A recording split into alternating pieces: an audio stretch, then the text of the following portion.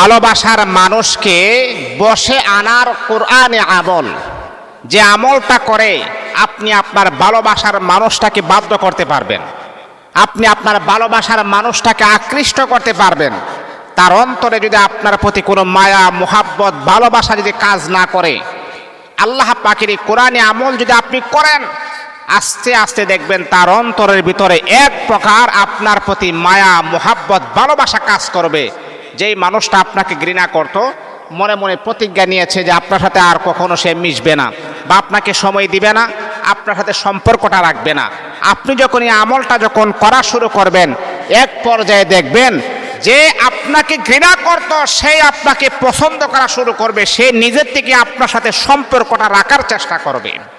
অনেক সময় এমন আছে যে আপনি তাকে মহাব্বত করেন, আপনি তাকে ভালোবাসেন, এই মানুষটা যখন আপনার কাছ থেকে যখন হঠাৎ করে যখন চলে যায়, তখন আপনি চতুর্দিক দিয়ে অন্ধকার দেখেন, আহারে আমি কি করব, আহারে আমার ভালোবাসার মানুষটা তো চলে গেছে, আহারে তাকে যখন আমি না পাবো, মানে মনের ভিতরে এক প্রকারের অস্থিরতা কাজ করে, আর কোনো কিছুই আপনার ভালো লাগে না।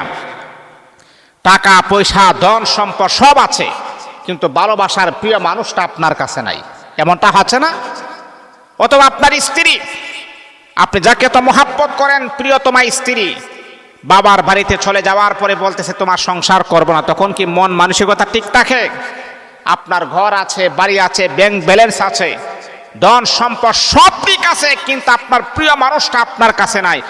এর চাইতে বড় অশান্তি আমার মনে হয় আল্লাহর জমিনের ভিতরে আর কোনো কিছুই হতে পারে না। ঠিক তদরূপভাবে একজন নারীরও সব আছে, কিন্তু তার স্বামী নাই, বা তার স্বামী বিদেশে আছে, তার কোনো খোঁজ খবর নেই না, এই নারীটা বড় অপদার্থ, এই নারীটা বড় একটা খারাপভাবে তার জীবন যাপনটা অতিবাহিত করতেছেন। আজকের এই আমলটা আপনাদের জন্য। অথবা প্রিয় মানুষ যাকে আপনি হালালভাবে চাইতেছেন, কোনো হারামভাবে নয়, হারাম রিলেশন করার মাধ্যমে নয়, হালালভাবে কোরআনীভাবে কোরআন অনুযায়ী, যাতে করে আমার ইসলামে কোনো হ্যাটাক যেন না হয়, ইসলামে যেন কোনো আঘাত যেন না হয়, আপনি চাচ্ছেন হালালভাবে তাকে পাওয়ার জন্যে। আপনি আপনার প্রিয় মানুষটাকে যদি হালালভাবে পেতে চান, অবশ্যই অবশ্যই এই আমলটা আপনি করবেন, আপনার প্রিয় মানুষটাকে আপনি কাছে পেয়ে যাবেন ইনশাআল্লাহ, ইনশাআল্লাহ। তাহলে আপনাকে কি করতে হবে? আমি আপনাকে বলবো, জাদু টোনা মন্ত্রের মাধ্যমে নয়, জিনের মাধ্যমে নয়, পরীর মাধ্যমে নয়, দেও দানবের মাধ্যমে নয়।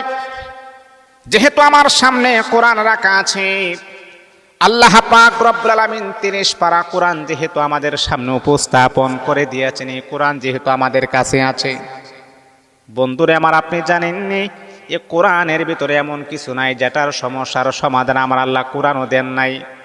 এই কোরআনের ভিতরে আমার আল্লাহ সবিস্তার আকারে আলোচনা করেছেন। এই কোরআনটা যদি তুমি বুঝো এবং আমল করতে পারো, তোমার সকল সমস্যার সমাধান হয়ে যাবে। প্রিয় মানুষকে, ভালোবাসার মানুষকে বশে আনার কোরআনী আমল, এই আমলটা আপনি করবেন, তার অন্তরের ভিতরে এক প্রকারের মহাব্বত, এক প্রকারের ভালোবাসা সৃষ্টি হবে। যেই মানুষটা আপনাকে ঘৃণা করত, যেই মানুষটা আপনাকে ভালোবাসতো না, সেই মানুষটার অন্তরে দেখবেন আস্তে আস্তে আস্তে আস্তে করে আপনার প্রতি মায়া মোহাব্বত ভালোবাসা কাজ করা শুরু করবে। তাহলে কি করবেন? আমি আপনাকে বলি, আমলটা আপনি করবেন। আমলটা হচ্ছে, মনে করেন এই হালাল উপায়ে আমলটা করবেন, হারামভাবে নয়। এখন আপনি যদি বলেন যে হুজুর, এই মেয়েটাকে পাওয়ার পর অথবা এই ছেলেটাকে পাওয়ার পরে ইউজ করার পর আবার আমি তাকে ছেড়ে দিব, এইরকম নিয়ত যদি আপনার থাকে, তাহলে এই আমলটা তো কোনো কাজ হবে না, উল্টা রিয়াকশন আপনার হবে। আপনার লাভের চাইতে ক্ষতি হওয়ার সম্ভাবনা 95% হবে। হালালভাবে করতে হবে কোরআনী আমল, কখনো নাজায়েজভাবে করা যাবে না। সাবধান করে দিলাম, নাজায়েজভাবে করবেন না, উদ্দেশ্য খারাপ করবেন না। তাকে আমি বশ করে, আকৃষ্ট করে তার সাথে আমি খারাপ ব্যবহার করব, অথবা তাকে আমি ইউজ করব, সহবাস করব, এইরকম করে আবার ছেড়ে দিব, এই রকমটা যদি আপনি করেন, তাহলে কিন্তু বড় ধরনের বিপদের সম্মুখীন আপনি হয়ে যাবেন, আর আফসোস করলে কাজ হবে না। তাহলে হালালভাবে কিভাবে করবেন? এই আমলটা সর্বোত্তম সময় হচ্ছে ফজরের নামাজের পরে আপনি করবেন। ফজরের নামাজের পরে যখন আপনি ফজরের নামাজ পড়বেন, কারণ নামাজি ব্যক্তির তার জবানটা বড় পবিত্র থাকে, আর পবিত্র জবানে করলে সেটার গ্রান্টেডটাও অতি দ্রুত পাওয়া যায়। যার জবান যত পবিত্র, আল্লাহ পাককে সে যত বেশি ডাকবে, আল্লাহ পাক তত বেশি তার জবানের ডাকটা আমার আল্লাহ কবুল করবেন। সারা জীবন হারাম খান আর আল্লাহকে ডাকলে কিভাবে আল্লাহ খুশি হবেন? এ বন্ধু আমার শোনো, তাহলে এক নাম্বার হলো দিলের কান লাগে আপনি কথাগুলা শোনেন। আমলটা যখন আপনি করবেন, ফজরের নামাজের পরে আমলটা আপনি করবেন, তাহলে একবার সূরাতুল ফাতিহা আপনি পড়বেন।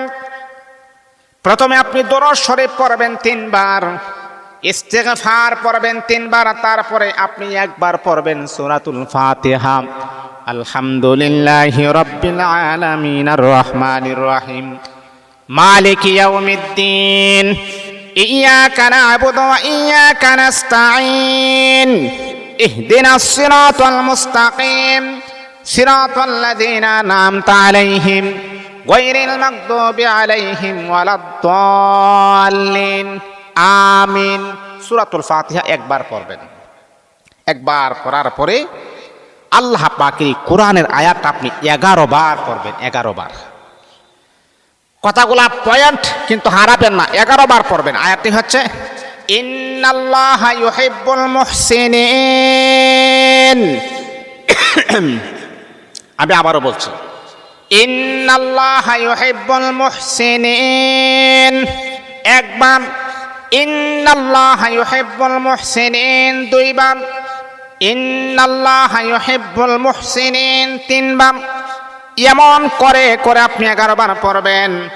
এর অর্থ বড় চমৎকার, নিশ্চয় আল্লাহ সৎকর্মশীলদেরকে ভালোবাসেন। চিন্তা করছেন? ইন্নাল্লাহা, নিশ্চয় আমার আল্লাহ, ইউহিব্বুল মুহসিনিন, সৎকর্মশীল যারা আছে তাদেরকে আমার আল্লাহ বড় পছন্দ করেন, ভালোবাসেন।